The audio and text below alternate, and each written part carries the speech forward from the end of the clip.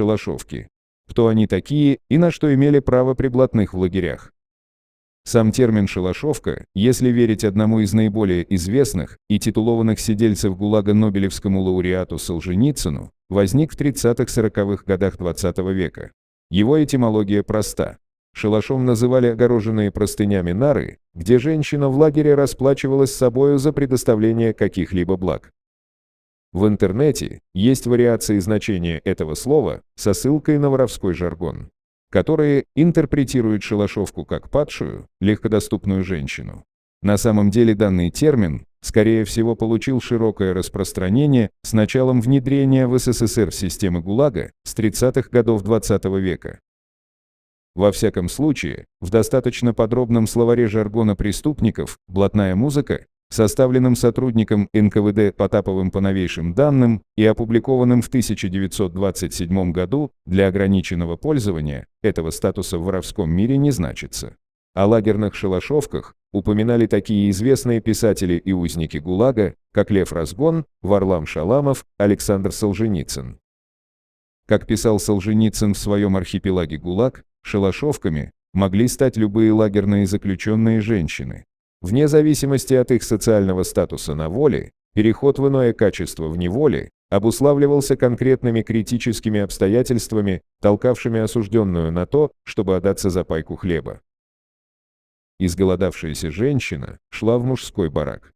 Называла там себе цену, эквивалентную части буханки хлеба. Желающий шел за ней в женский барак, где с 3 сторон занавешивалось простынями спальное место этой заключенной. То есть делался шалаш. И там происходила расплата. Собственно, шалашовкой, в своей драме «Олень и шалашовка», Солженицын называет лагерницу легкого поведения, способную на любовь в непритязательных условиях. В качестве блатных, то есть способных заполучить шалашовку, могли выступать все категории персоналей ГУЛАГа. От собственно осужденных до представителей контингента охраны лагерей всех уровней. Все те, кто мог предложить женщине те или иные блага, выражавшиеся в предоставлении дополнительного питания или более выгодного места работы. Шалашовки изначально не являлись непременным сегментом воровского сообщества и тем более его составной частью. По сути, это были случайные жертвы суровых лагерных обстоятельств существования. Тем не менее, специфика пребывания в ГУЛАГе и изнурительная работа по 12-14 часов в сутки, без выходных и праздников, накладывала свой отпечаток на поведение, в том числе и самых активных обитательниц женских бараков.